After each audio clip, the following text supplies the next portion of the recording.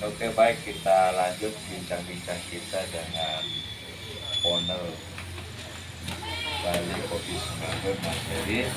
Jadi sudah diperkenalkan kiat-kiat atau peralatan yang dimiliki dari sejak mulai merintis.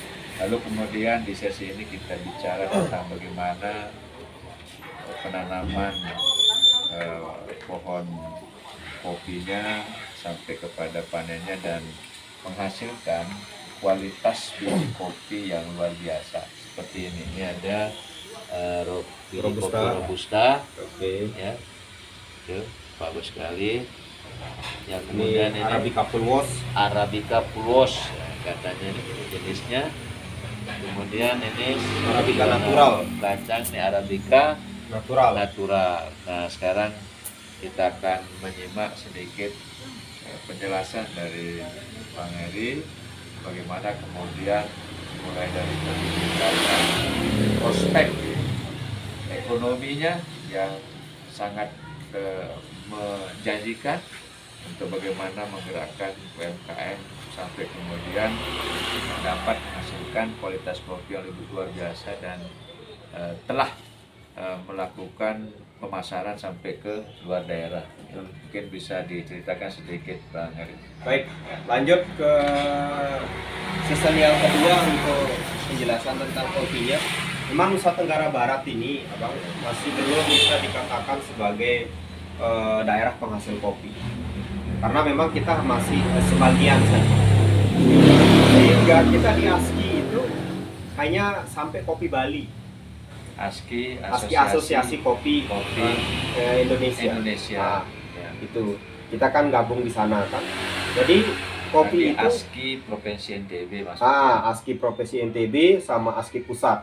Oke, jadi mohon sebelum dijelaskan karena bicara ASKI, Asosiasi Kopi Indonesia Provinsi NTB. Ya. Yang sepengetahuan kita bahwa yang menjadi ketua asosiasinya adalah Bapak Haji Suryadi Jayapurnama kalau nggak salah. Betul. Berarti kan Bang Heri sudah sangat ini familiar dan betul.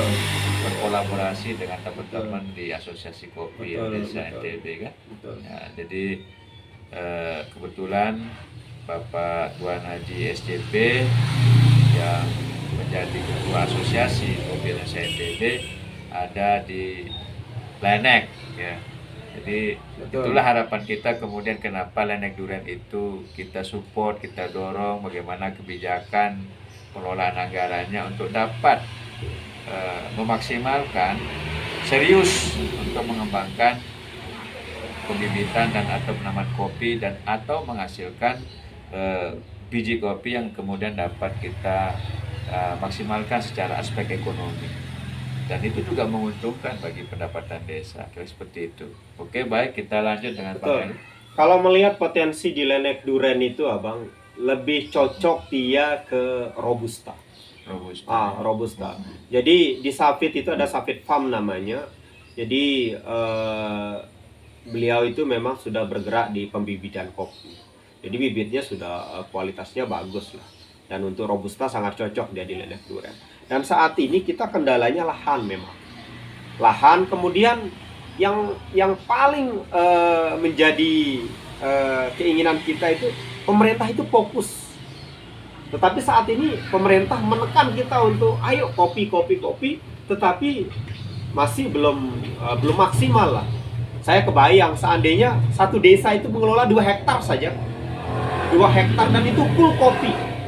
Tapi dengan catatan dia dikelola dengan baik. 3 tahun sudah bisa panen. Kayak Arabica itu 3 tahun sudah bisa panen. Dengan catatan dia dikelola dengan baik, kemudian di manajemenkan dengan baik sehingga Lenek Durian ini kayak ada potensi misalnya fine robusta. Kalau kita mau dapat fine robusta, Lenek Durian. Oh, di Lenek Durian itu tidak ada robusta yang asalan misalnya. Sudah kita brand dia dengan fine robusta. Yang fine robusta itu yang ini. Ini yang super. Jadi ini kalau di roasting dia 0 defect. 0 defect itu pecahnya enggak ada. kemudian biji quakersnya nggak ada, rusaknya nggak ada, Jadi cukup udahnya itu nggak ada. apa namanya, hasilnya ini utuh gitu ya, Iya. tidak ada Betul, pecahannya. betul. Dan ini dia tidak akan kadaluarsa. Misalnya kita panen nih, tahun ini dapat 10 ton misalnya, udah simpan aja. Dia mau simpan 1 tahun, 2 tahun, misalnya nunggu naiknya dolar, kemudian dijual, tinggal, atau nunggu musim robusta sepi dulu, baru dijual. Nggak usah dijual keluar apa, dijualnya di kedai-kedai kopi. Gitu ya, jadi Iya. lebih ini juga untuk mendorong Untuk mendorong teman-teman UMKM berkat di bidang kopi kita ya. Iya. gitu. Apalagi dibarengi dengan konsisten, luar biasa.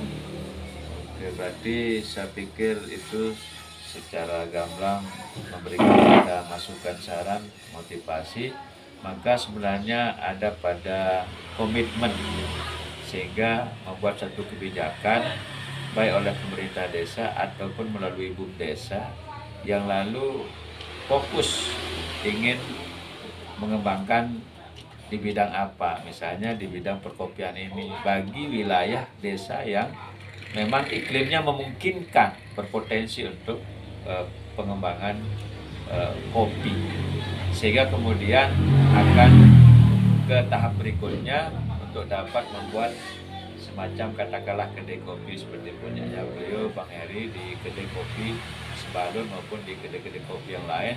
Dan kita lihat ini geliatnya sangat luar biasa ya, sudah merambah ke desa-desa. Kedai-kedai kopi ini tidak hanya di kota-kota, apalagi cukup kita bicara Selong saja, sekarang tempat nongkrong kedai-kedai kopi sudah luar biasa sekali tempatnya begitu. Dan ini sangat menjanjikan untuk mendukung pengembangan wisata desa juga. Saya kira mungkin ini yang dapat kami komunikasikan, mudah-mudahan bisa menjadi sebuah masukan untuk bagaimana serius dan punya komitmen untuk membuat kebijakan di penganggaran ya, dalam rangka memaksimalkan pemberdayaan UMKM di masing-masing desa. Demikian, terima kasih. Assalamualaikum warahmatullahi wabarakatuh.